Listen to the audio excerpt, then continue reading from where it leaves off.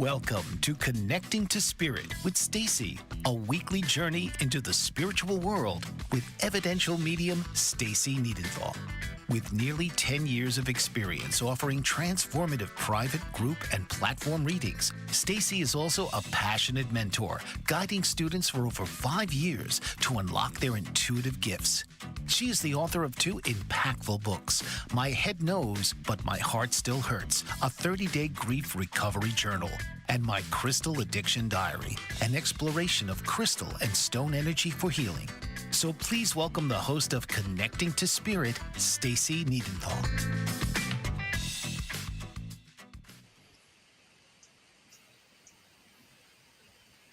Hi everyone, how's everybody doing tonight?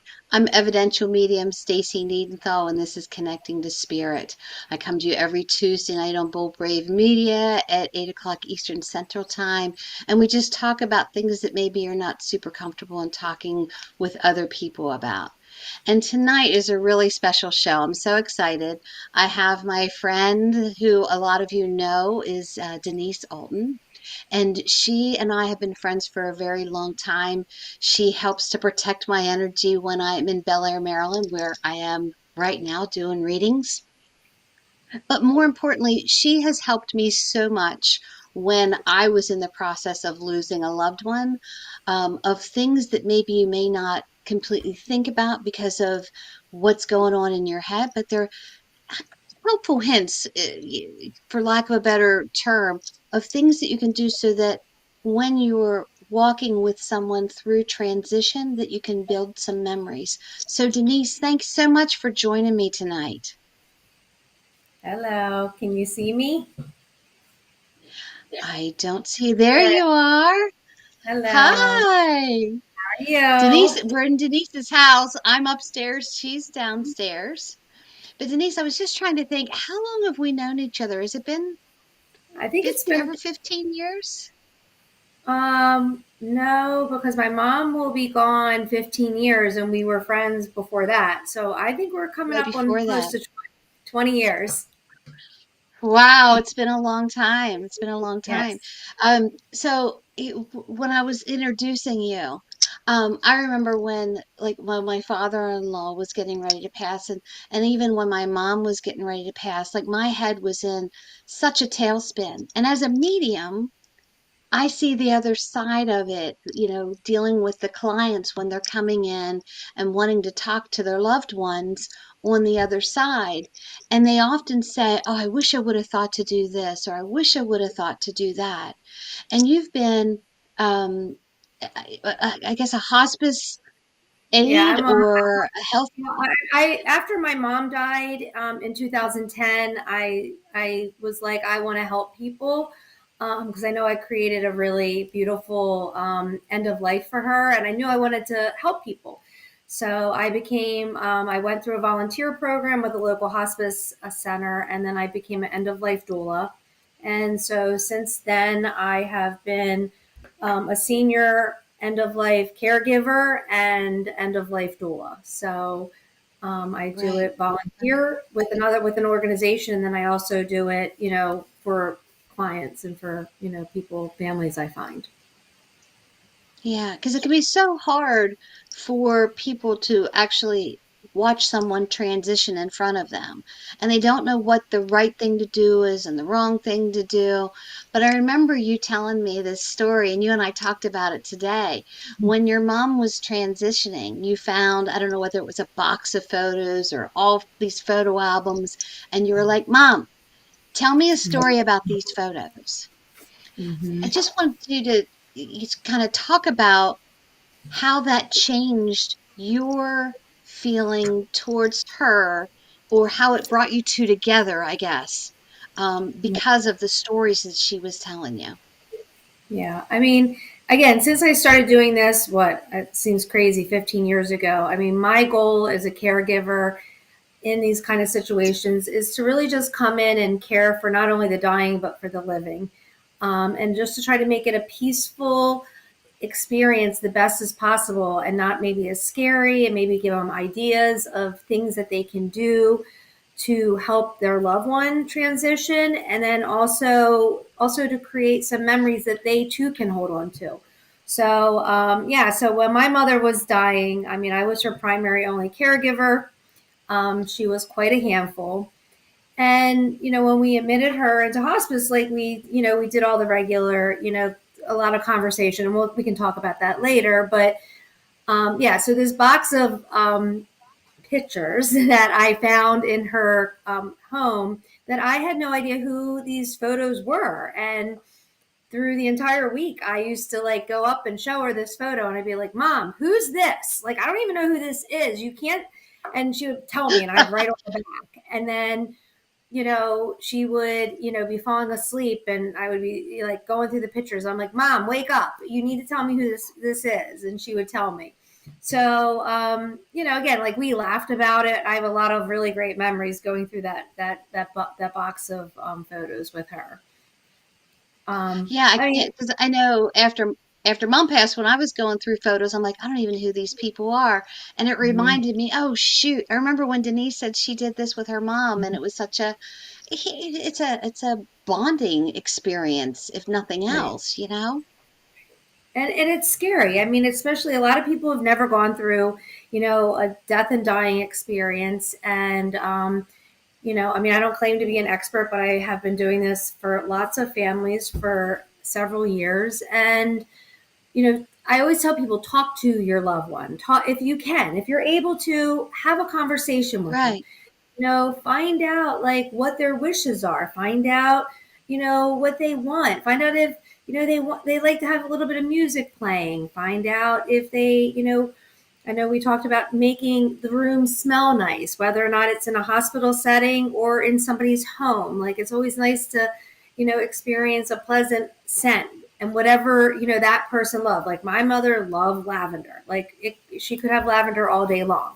So, I had lavender candles, going. But, try to have a conversation with them and listen and hear what they're saying. It's often really hard, again, when you know that someone's in this situation where their time is limited, to have those conversations and to, be able to, find out, like, I don't know, like for my mother, I remember saying to her, like, okay, like, what restaurant do you want to go to? You want to go to Friendly Farms? Because that was her favorite restaurant. And she's like, yes. And, we would talk about, well, who do you want to see? Who's important for you to see this week? And, and again, I still have that book, and I would write down like who she wanted to see. And then, she was a food addict. So I was like, what food do you want? Like, what are your favorite meals? Where do you want to go? And, just to try to like make it nice. And some, patients that I've cared for, I took care of this one gentleman, and he loved cream of crab soup. Loved it, loved it, loved it. And once he got into hospice, he had a choke hazard going on because he had something growing in his throat. And I remember saying, well, I can go get you crab soup. I'm going to have to puree it, so you're not going to be able to have the lumps, because right. we're not going to have you choking. But, we modified it, and he fussed about it, and he was like, well, I want lump crab meat in it. I'm like, well, you're not going to get it, but it's going to taste great. So it was just nice to be able to feed him and to be able to have him savor, his favorite soup for the one last time. So, Right. And it's those things that help you bond with them as well, because you know you're doing something special for them, no matter what somebody says, oh, you should or you shouldn't do that. Look, mhm, they're leaving us. This mhm, is what they want. If I can figure out a way, I mean, who else would think, well, I'll puree your cream of crab soup so it doesn't, so you don't choke on it, or, even if you would, just put the taste on their tongue so they mhm, could taste it. Maybe you couldn't swallow it, but you could still taste it. I mean, it's the little things that we don't necessarily think about. I was telling mhm, you earlier, a friend of mine whose mom had brain cancer, and she loved the beach. And, as she was getting closer to that, what my friend did was, she played like sounds of the waves and brought in some seashells and had pictures of mhm, them when they were at the beach, and brought a beach mhm, umbrella in, and look, Mom, we're at the beach. Just, let's just pretend like we're at the beach. Tell me some of your fond memories about the beach, Yeah. and then record those. Yep. I'm gonna record them. Hmm. Just Yeah. I think both I you and always, I learned a lesson. I yeah. think I both mean, you and I whoever, learned that I'm if you sorry. record it on your phone, that's okay. But if you record it on the phone, make sure you download it onto, a stick Yes. drive or on your laptop, because if you change phones, your voicemail goes away, and that's devastating. Yes. And Well, I'm I sorry, lost my mother's cut me off last, calls. I lost my mother's last calls. Yeah. And again, like I tell people, like when I go in, like, would you like me to take some photos? And they're like, some people look at me and they're like, yeah. And then other people look at me like I have 20 heads. Like, well, what do you mean? You're going to take a picture of my mom dying in her bed? And I was like, well, again, these are your photos, so you can have them or not, but we could just take pictures of you, holding hands or kissing your mom's hand or kissing her forehead or, you know, I remember one of my mom's favorite photos that I had, not favorite, but a photo that was very special to me was right before my mother died. A bunch of her friends, she was a nurse, and they had called me that morning and said, we want to come see your mom. And I knew she was transitioning. And I said, you need to come sooner rather than later because she's checking out. And they all, it was probably about 20, maybe 15, 20 of them came around 3 o'clock. They all knocked on her door. They all came in. They all came around her bed. She was still, chatting or talking and nodding her head. Um, and I remember they all at the very end held hands and they sung the song, "That's What Friends Are For." And Oh, I quickly grabbed my now mind you, it was a camera back then. It was a digital camera. We didn't have it on our phones right. 15 years ago. And I remember I took it up and I like snapped a picture from above.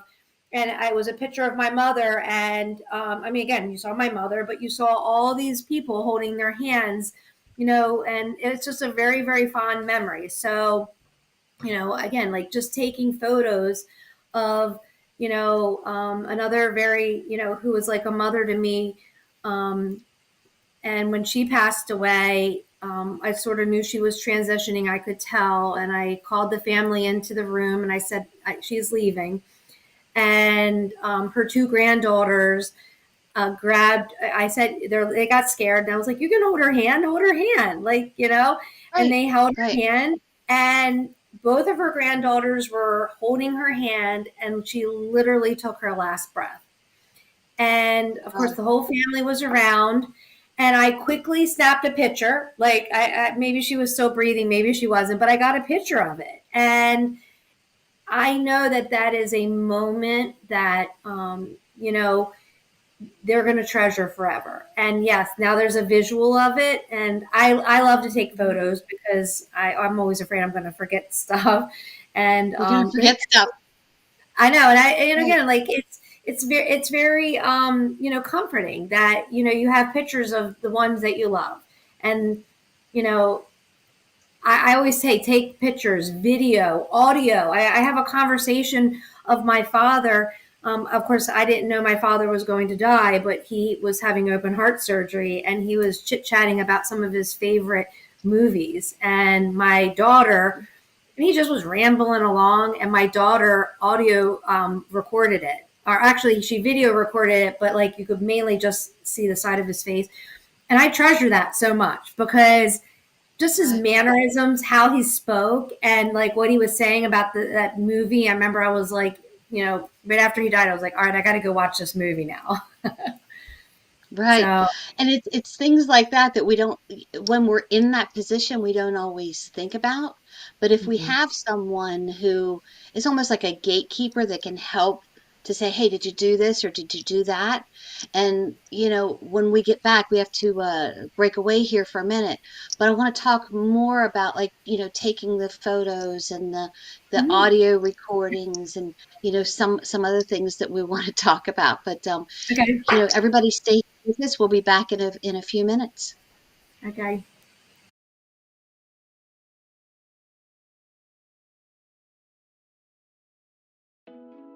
Are you struggling to care for elderly parents or a spouse? Do you wonder if being a caregiver is making you sick? Are you worried about taking time off work to care for elderly parents and balance work, life, and caregiving? Has caregiving become exhausting and emotionally draining? Are you an aging adult who wants to remain independent, but you're not sure how? I'm Pamela D. Wilson. Join me for the Caring Generation radio show for caregivers and aging adults, Wednesday evenings, 6 Pacific, 7 Mountain, 8 Central, and 9 Eastern, where I answer these questions and share tips for managing stress, family relationships, health, well-being, and more. Podcasts and transcripts of the Caring Generation are on my website, PamelaDWilson.com, plus my caregiving library, online caregiver support programs, and programs for corporations interested in supporting working caregivers. Help, hope, and support for caregivers is here on the Caring Generation and PamelaDWilson.com. Dr. RC will share extraordinary resources and services that promote educational success, as well as making a difference in the lives of all social workers, as well as the lives of children, adolescents, and teens of today. She will have open discussions addressing many of the issues that we face about our youth and how being employed in the uniquely skilled profession of social work for over 18 years has taught invaluable lessons through her personal experiences. She will also provide real-life facts, examples, and personal stories that will confirm that why serving as a child advocate is extremely beneficial when addressing the needs of the whole child. Listen live to Dare to Soar, Saturdays, 10 a.m. Eastern on the BBM Global Network, and TuneIn Radio as Dr. RC will provide thought-provoking information that will empower, encourage, and strengthen students, families, and communities across our nation. You can also visit her at soarwithkatie.com.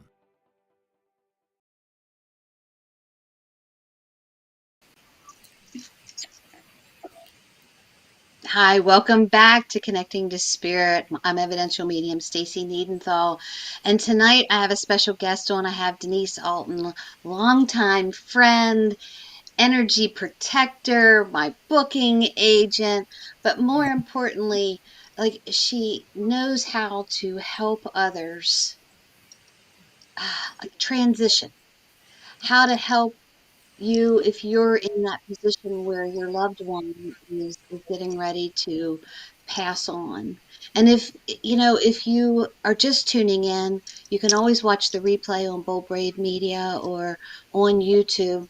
But if this is something that you feel like a friend could benefit from, feel free to share it, like, share, comment. We'd love to hear from you. So Denise, before we cut away to the break, we were talking about taking pictures and asking about photos that you had. And a couple weeks ago, I did a reading with someone who was in hospice, and the actual patient who was in hospice wanted to have a reading done. And she was trying to have conversations about things, and her mom, ooh, I'm a little crooked there, and her mom said, "Oh, we don't want to talk about this." And I looked at mom and I'm like, let her talk. Let her talk. She goes, well, I don't know what to ask her. So I wrote, My Head Knows But My Heart Still Hurts, a 30-day grief recovery journal. But I gave this to mom and I'm like, if you don't know what to talk about, there's prompts in here that you could say to her, like the one that is in here. It says, a memory about something that we talked about that was funny. So mom could ask her daughter, what's a funny story that you remember? And then audio it and video it. And Lisa, I remember you telling me the story about your dad, and it kind of popped up in my head when you were talking about this movie, that when you guys would go on trips, that you would watch The Wizard of Oz, or you would have the audio of The Wizard of Oz. And after he passed, I found like the CD of that, and I mailed it to you, and you like videoed, you were out in your pool Yeah. listening. But it's those memories that if you allow yourself to have the conversations with your friends about it so that they can do something special, or allowing your loved one to talk. And have you found, I mean, when mom was passing, she didn't really want to talk much about, but certain things that she would say, I'd say, we don't need to talk about that. We're not going to worry about that. How do you, Well, and how do I you say to found, I them, you mean, with know what, talk about it? Yeah, with my own mother, and then all the families and the patients I've been with over the years, again, talking sometimes can be awkward because again, it's a new situation. Um, However, I you try to open the door to create these memories, and sometimes you don't even know what to talk about. And obviously, your book is a great resource because there's lots of ideas in there. And I always say, even with your book, it's a great place to write down memories. That way, and I joke around about it, one for my dad, one for my mom, because when I get Alzheimer's or I get senile, I'll have something that my kids can one day look at and be like, oh, grandma did this. But there are some books out there, and my mother had one, and it was called A Grandmother Remembers. And I will never forget, I went, after we admitted her into hospice, I went into her apartment. I started going through bills. And in the bottom of the bills, I found this book. And when I opened it up, it went crack. And she had never opened it up. And here she is facing death. And she got this book for my kids. And she never even opened it. I remember screaming at her, saying, Mom, what the heck? And she was like, what? And I'm like, okay, we're finishing this book, and you're not dying until we finish this book. And I literally was furious with her. And, so we went through it and we talked, and it opened up conversations like, what was your favorite holiday as a child? And what's your favorite holiday now and why? And, one of the things that I can't really discuss at all because, it's too crazy, but, You were telling me. Yeah. The question was, what is your biggest regret in your life? And she blurted out something so off the chart and crazy. I literally almost fell off my couch and probably choked to death. I mean, like, it was bizarre. And I literally was like, Mom, I'm like, this book is for your grandchildren. That's not appropriate. Don't say that. Yeah, she literally was like, well, that you asked the question, and I'm telling you what my biggest regret in my life was. And I said, oh, heavens, my God. I said, well, all right, give me something that I can write in this book for your grandkids. And she said, well, if I have to pick something else, it would be, I wish I would have learned to forgive sooner. And I was like, okay, great. That's what goes in these kind of books, Ma, not what you just said. So again, it's about like trying to open up communication and maybe learning something about your loved one that maybe you didn't know. And there are a lot, I mean, your book obviously helps, and there's, again, there's never too much talking. One thing I do want to, go ahead. Go ahead. I was going to say, even when your mom said that, I wish I would have learned to forgive sooner. Mm-hmm. Mom, talk to me about that. Is there someone that you need to forgive? Is there something that I have done that hurt your feelings that I need to know about? She cracked that little door right there so that you can go on and talk about. And, some would be like, oh, that's such a blessing. She wants to wish she would have learned to forgive sooner. All right, next question. But it's deeper. Opening that door. It's diving deeper. Yeah, yep. I love that. She what an epiphany. Yes. Oh, and again, I learned stuff about her that like I didn't know. I knew she loved certain flowers, gardenias, wisteria, but I didn't know like one of her other favorite flowers were yellow roses. And she's like, and she literally looked at me. She goes, when I die, I want yellow roses. I'm like, all right. And another thing, that I like to, I always talk about, because I wrote a very beautiful eulogy with the help of, very long eulogy. The Lord above. But I had time to write it. But one of the things of this death and dying process is people were coming in and visiting her. And I would be in the other room and I would hear like them giggling about funny stories. I had my little note of paper and I like was writing down a bazillion notes. Like, oh my God, this was my mom's funniest memory. And this was like a great memory that she had with like some of her recent friends. And this was a great memory she had with old friends. So I was writing down a lot of stuff. So when it came time for me to write a eulogy about like who she was and the essence of the person she was, I was like, oh, I'm like, I have all these notes and they were wonderful. Yep. So I highly And recommend. that eulogy was beautiful. You know, one of my husband's pet peeves when there's an obituary written about someone and it's, this long. And they're like, "Oh my gosh, this person lived for 70 years and you have this much information. It should be a story, not, a full page ad." But when you wrote that eulogy, you told the story of your mom. Hmm. And it was so, and I remember like when you said, "I need you to read this." Hmm. And I didn't know your mom. But the Hmm. first time I like couldn't even get through it and I had to like put it away and you're like, "Did you read it?" And I'm like, "Yep, it was good."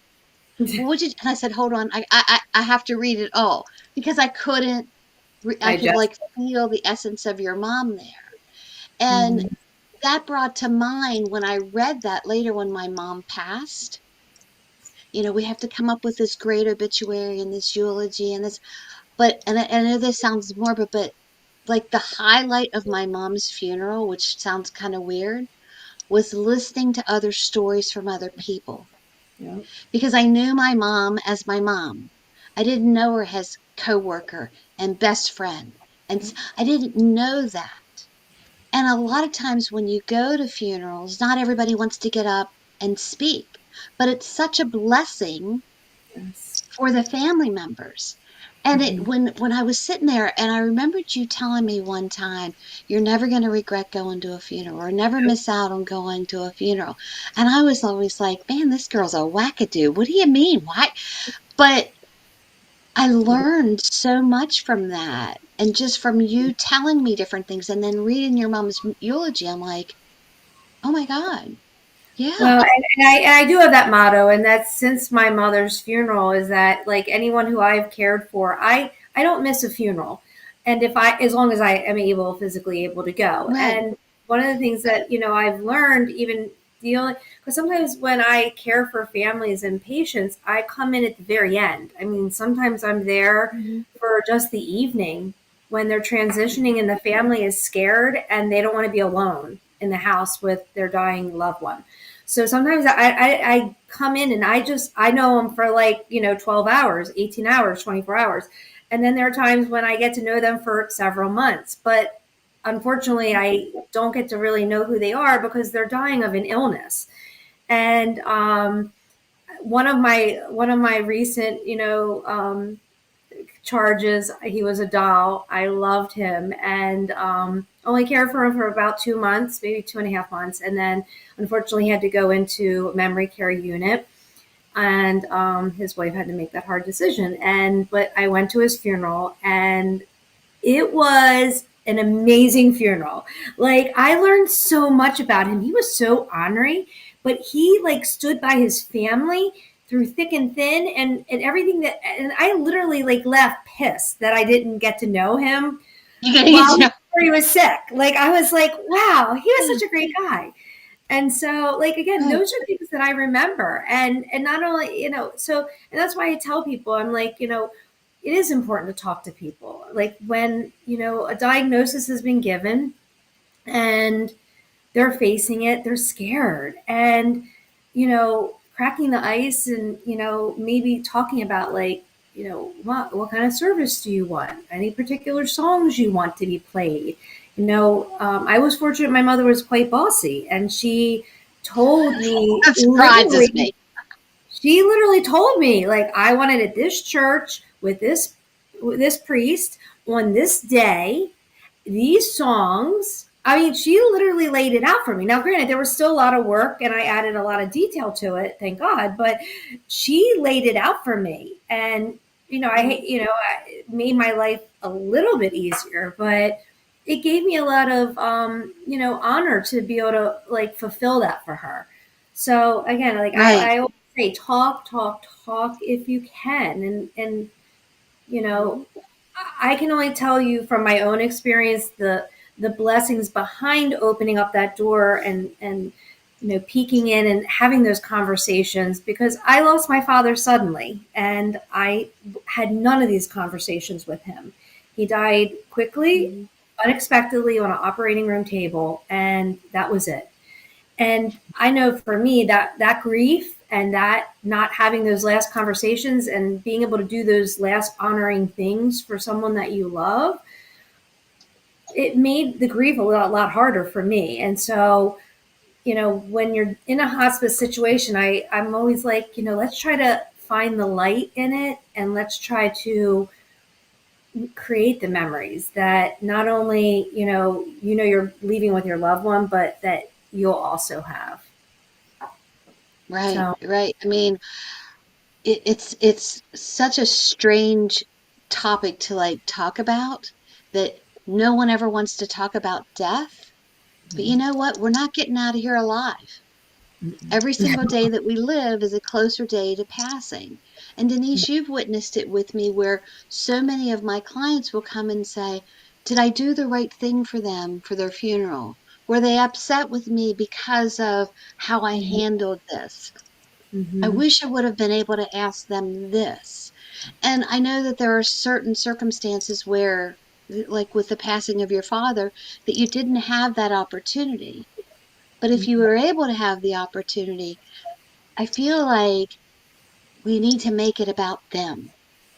And if Mm-hmm. you're skittish or squeamish about something, try and get over it, or say to somebody, I need you to help me to do this because Mm-hmm. I want to have, more conversations with them before they pass. Mm-hmm. And, videoing them. I know you said you were taking notes, and now we've got, all this Yeah. technology that you can record them.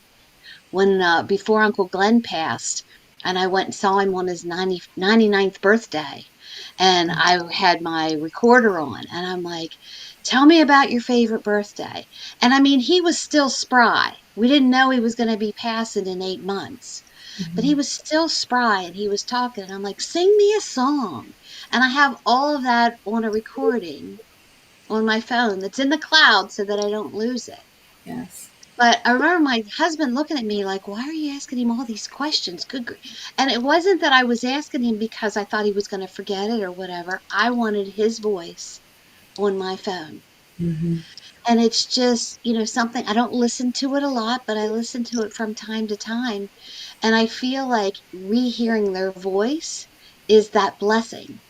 And right now we have to break away here for a second, but everybody stay with us here on Bold Brave Media, Connecting the Spirit with Stacey, with my dear friend and co-host Denise Aulton. But we'll be right back, so hang out. Dr. RC will share extraordinary resources and services that promote educational success, as well as making a difference in the lives of all social workers, as well as the lives of children, adolescents, and teens of today. She will have open discussions addressing many of the issues that we face about our youth, and how being employed in the uniquely skilled profession of social work for over 18 years has taught invaluable lessons through her personal experiences. She will also provide real-life facts, examples, and personal stories that will confirm that why serving as a child advocate is extremely beneficial when addressing the needs of the whole child. Listen live to Dare to Soar, Saturdays, 10 a.m. Eastern on the BBM Global Network, and tune in radio as Dr. RC will provide thought-provoking information that will empower, encourage, and strengthen students, families, and communities across our nation. You can also visit her at soarwithkatie.com. Author, radio show host, and coach John M. Hawkins reveals strategies to help gain perspective, build confidence, find clarity, achieve goals. John M. Hawkins' new book, Coached to Greatness: Unlock Your Full Potential with Limitless Growth, published by iUniverse. Hawkins reveals strategies to help readers accomplish more. He believes the book can coach them to greatness. Hawkins says that the best athletes get to the top of their sport with the help of coaches, mentors, and others. He shares guidance that helps readers reflect on what motivates them, rediscover and assess their core values, philosophies, and competencies, find settings that allow them to be the most productive, and track their progress towards accomplishing goals. Listen to John Hawkins' My Strategy, Saturdays, 1 p.m. Eastern on the BBM Global Network and TuneIn Radio. Hi, Hi, welcome back. I'm evidential medium Stacey Niedentohl. This is Connecting to Spirit, where I have got my dear friend co-hosting here with me tonight, Denise Aulton, and we've been talking about something that really nobody ever wants to talk about, and that's the end of life process, that transitioning process. And before we went on the break, we were just talking about some different ideas. And when we were on the break, Denise, you brought up a very good point about um, integrating animals into that as well. Mm-hmm. So I have a story I want to tell about it, but I want to hear about yours first because I have Right. pictures of your saints all around me here in your Yes. office. Well, and obviously, people have a lot of close connections with their animals, and you know, the, I think it's very important to allow them to be a part of the process. I've gone into homes where people are like, pushing the dogs out of the room because they don't want the dogs to like upset or to disrupt the bed or to, Hmm. but I really feel like they need to be a part of the whole process too, because I know that they know more than what we give them credit for. But not only that, just to the times when I've seen like families finally let the dogs in or finally bring them over. Maybe they're in a different place, or maybe they bring them into the hospice center. Like the piece that is brought, onto the patient and onto the dying, knowing that their dog is there. And I've even seen amazing, response when what is it? The dogs come in, when people are, at the hospice center. Then it's not even their own pet, but just Yeah. the whole peacefulness that the animal brings in. And I think it's important for, that, again, like I know if I was in that situation, all of my dogs are going to be on the bed and cats. And that's who I Right. want. But, again, so I just, as we're talking about people who you want to see or talk to, or, I mean, a lot of time when, people are in a hospice situation and they're actually waiting for someone to arrive, and you hear all those stories like Hmm. they're waiting, and sometimes they depart before maybe their soul's just ready to leave. But the animal aspect of it, I think it's very very it's very important. And I just, it came to my mind because I did have one family that were like, oh no, the dog's too big and too rambunctious. I don't want him in the room. And I'm literally like, no, I don't I think the know. dog can come in.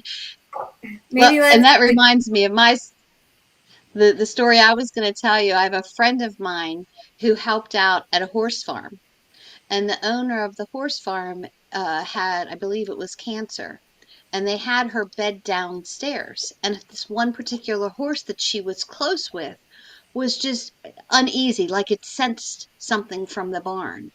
And the owner in her bed was like, I just want to see my horse. I just want to see my horse.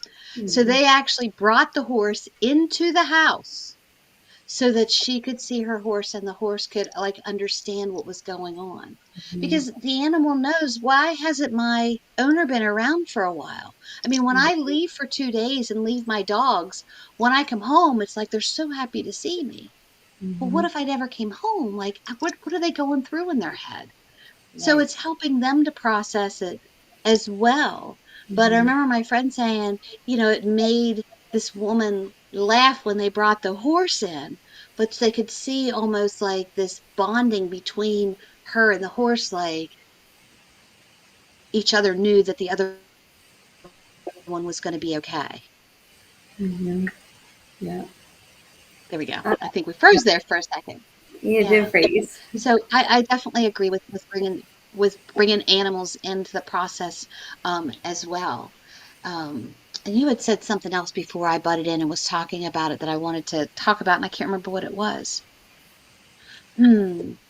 Well, and I was going to I, say, and even if like I'm a like again, I don't know if it's because I do this, but like I think having conversations, even if hospice and death is not imminent, talking to your loved ones, because life is short. Things happen. yeah.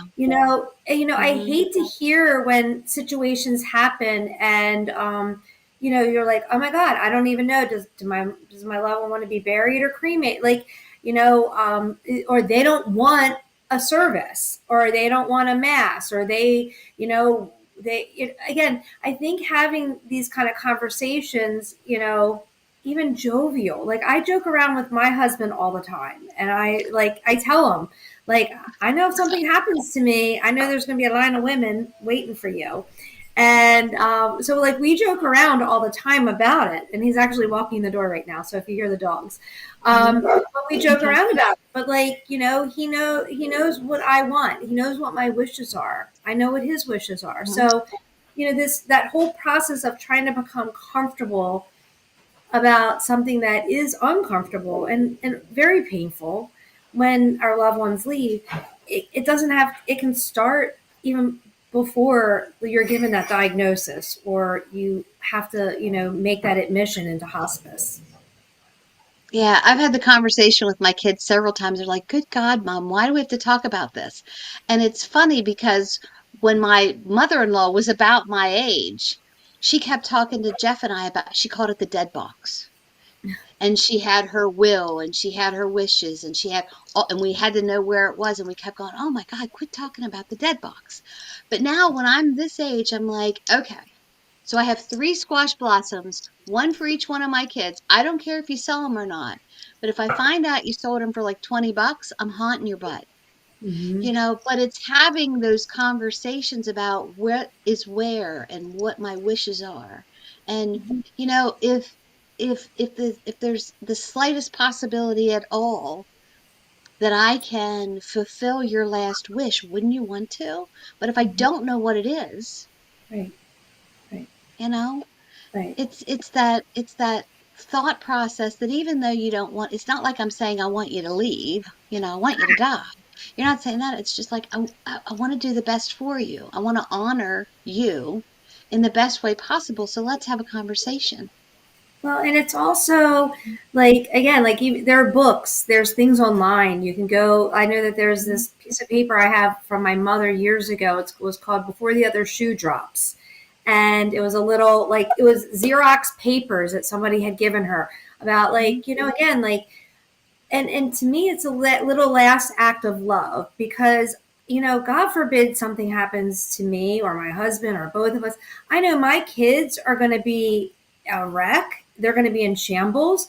They're gonna appreciate if they find, this piece of paper that explains what we want, and that we've made their life a little bit easier, or have that death box that all your shit's put. Oh, I'm sorry. Oh, all your You're okay. stuff, everything's put together for that person to be Uh-huh. like, you know what I mean? Like, again, it's sort of like a leaving last act of love for the people that you care about. And it's not Yeah. morbid, because, and being a medium, I know, working with you and just living, in this crazy world, that we don't know what's going to happen, and we don't know when we're not going to wake up, or when our last day is. And, Mm.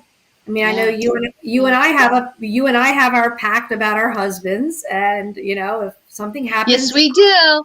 I'm going to come cuddle with you and not leave your bed, and I'll make sure you have a lot of blankets and you're warm. And Yeah, I'm warm. I got to be warm. I And know, I'm and, coming to cuddle with you. Yeah. yeah, so come cuddle Until we with me. can't cuddle anymore. So we can't, until Bring we're like, chocolate. right, eat chocolate. And so, again, the whole talking process can begin, even before, you're given that diagnosis, or you're put in that boat that you're like, oh my God, I don't want to be in this boat right now, but I'm in it. And how can I make the best of that situation? And again, when I work with families, my prayer is that, I can support everybody, that the patient, the family. And, I still, to this day, I just ran into one of my patient's daughter last weekend. And actually, a photo came up of her dad on my phone that I took literally like a week before they had to put him into a memory care. And so she was over a few tables over, and I had to go over and say hi to her and just say, look, oh my God, look what just popped up on my phone, a picture of your dad. He was just so handsome. And she started Her crying. dad put you two together. Yes. And she like just started crying. She's like, I miss him so much. And she, of course, was thanking me for everything that I've done and did for him. And, and again, like that's why I do what I do, because I want, Right. if I can help someone, then somebody else can help somebody else. And it can be a little chain reaction. Yeah. So, Well, it's that final act of love, of respect that mhm, you're showing to your loved one. And mhm, like I said, when mom was in the dying process, my head was not where it needed to be. mm-mm, And you're like, here's what you could do. Do some things like this and do some things like that. And, mhm, the pictures of the hands, that was like a big thing. And when mom was in the hospital room, if she was asleep and somebody came in, I woke her up. And, my father was like, why are you waking her up? And I'm like, because she would be mad if she knew I mhm, left her and mhm, so and so was here to say hello. And they mhm. just stood and watched her sleep. She'll sleep later.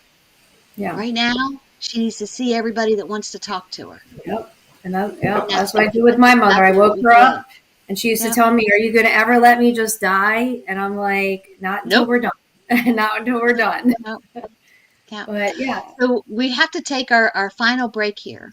And I hope that this has been something that has helped everybody think about, oh my gosh, I never thought of these things that we can do. But when we get back, Denise, I want to talk about meeting the person where they are. And we talked about that this Mhm. morning when someone's passing of dementia. Sometimes it's a hard conversation to have, but everybody just stay with us because I think the last few minutes of talking about that might make you go, never really thought of it that way. So we'll be right back with Stacey and Denise. Are you struggling to care for elderly parents or a spouse? Do you wonder if being a caregiver is making you sick? Are you worried about taking time off work to care for elderly parents and balance work, life, and caregiving? Has caregiving become exhausting and emotionally draining? Are you an aging adult who wants to remain independent but you're not sure how? I'm Pamela D. Wilson. Join me for the Caring Generation radio show for caregivers and aging adults, Wednesday evenings, 6 Pacific, 7 Mountain, 8 Central, and 9 Eastern, where I answer these questions and share tips for managing stress, family relationships, health, well-being, and more. Podcasts and transcripts of The Caring Generation are on my website, PamelaDWilson.com, plus my caregiving library, online caregiver support programs, and programs for corporations interested in supporting working caregivers. Help, hope, and support for caregivers is here on The Caring Generation and PamelaDWilson.com. Dr. RC will share extraordinary resources and services that promote educational success, as well as making a difference in the lives of all social workers, as well as the lives of children, adolescents, and teens of today. She will have open discussions addressing many of the issues that we face about our youth and how being employed in the uniquely skilled profession of social work for over 18 years has taught invaluable lessons through her personal experiences. She will also provide real-life facts, examples, and personal stories that will confirm that why serving as a child advocate is extremely beneficial when addressing the needs of the whole child. Listen live to Dare to Soar, Saturdays 10 a.m. Eastern on the BBM Global Network, and tune in radio as Dr. RC will provide thought-provoking information that will empower, encourage, and strengthen students, families, and communities across our nation. You can also visit her at soarwithkatie.com. Author, radio show host, and coach John M. Hawkins reveals strategies to help gain perspective, build confidence, find clarity, achieve goals. John M. Hawkins' new book, Coached to Greatness, Unlock Your Full Potential with Limitless Growth, published by iUniverse. Hawkins reveals strategies to help readers accomplish more. He believes the book can coach them to greatness. Hawkins says that the best athletes get to the top of their sport with the help of coaches, mentors, and others. He shares guidance that helps readers reflect on what motivates them. We discover and assess their core values, philosophies, and competencies. Find settings that allow them to be the most productive and track their progress towards accomplishing goals. Listen to John Hawkins' My Strategy, Saturdays, 1 p.m. Eastern on the BBM Global Network and TuneIn Radio. Welcome back. I'm evidential medium Stacey Niedentohl, and I'm talking to my dear friend Denise Aulton about walking through someone who's transitioning to the other side. And if this is something that you're going through right now, you can always re-listen to this podcast on YouTube or Bold Brave Media.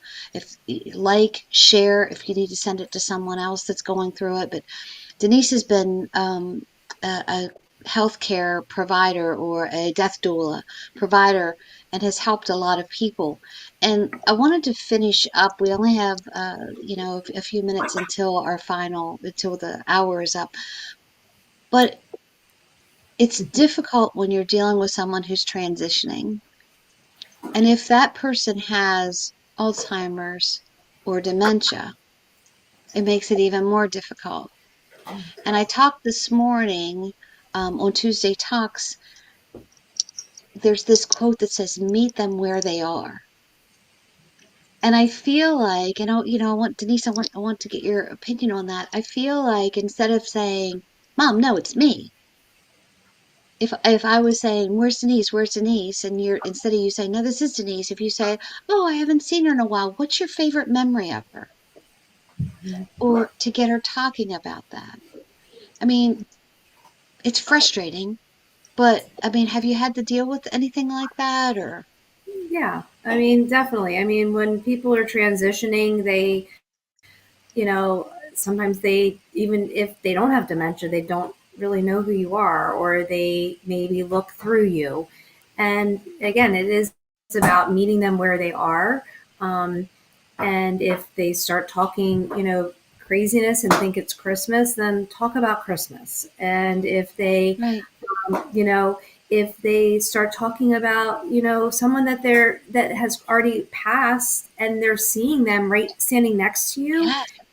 acknowledge it and be grateful for it. I mean, I know when my Uncle Walter was dying and my daughter was, he was still talking, but my daughter was sitting in a chair right next to him, and he looked at me and he kept saying, your dad or dad. And I was like, oh, your dad? Did you see your dad?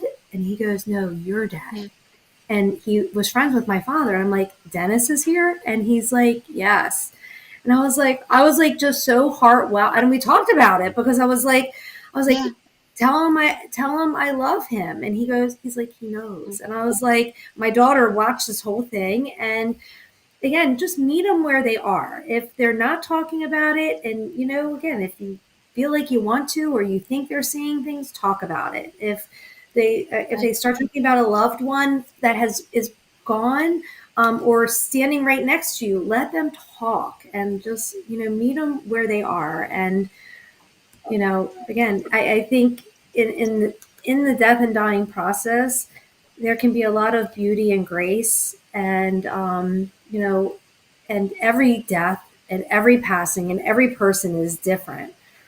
But again, my prayer, if I'm working with a family, is that after time has, the dirt has settled and the grief is sort of leveled out, that they can maybe see the blessings that, mom, like my mother, my mom got to see Avatar, and I will never forget when I took her to see the movie Avatar the week that she was dying, and she looked at me and it was 3D. I remember her saying to me, Denise, this is a very big week. And I was like, yeah, why? And she's like, I'm going to see my first 3D movie this week, and I'm going to get to see Jesus. And I was like, yeah, Mom, you're right. This is a big week.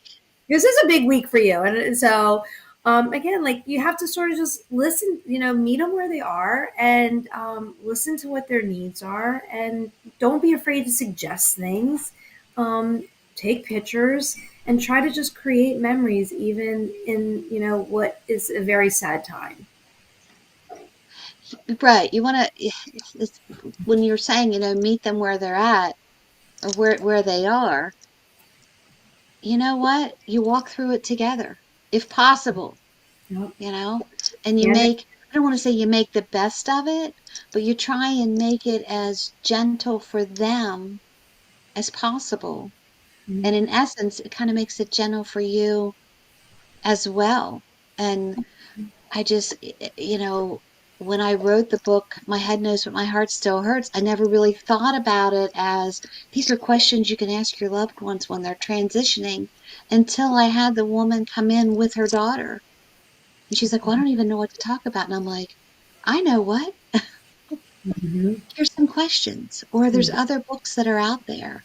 And mapping out or having pre-conversations. I guess you can't really map it out, but having pre-conversations about what their wishes are. It's just been, I don't know, you and I have been on such a crazy ride here for the last couple years with doing readings and, your mom passing and then my father-in-law passed. No, I think my father-in-law passed first and then Ask I think first. your mom passed and then my mom passed and then your father passed. And it was just, you know, I don't know, we learned so much from it, Mm-hmm. and that makes it sound strange. But, if there was one thing that you would offer to anyone who's walking through this or seeing this, what would that be? Oh God, that's a tough question. Again, like I just feel like trying to create get through a situation that is obviously heartbreaking and hard and life changing, in a way that you can honor your loved one and respect all of their wishes, even if they're crazy and a lot. To try to honor your loved one, and then again, trying to create a safe place for your own memories, your own heart, but also for your family, your kids, your grandkids, your extended family that's also going through a loss. So because everybody's going to grieve differently. So to just try to create like a safe place and,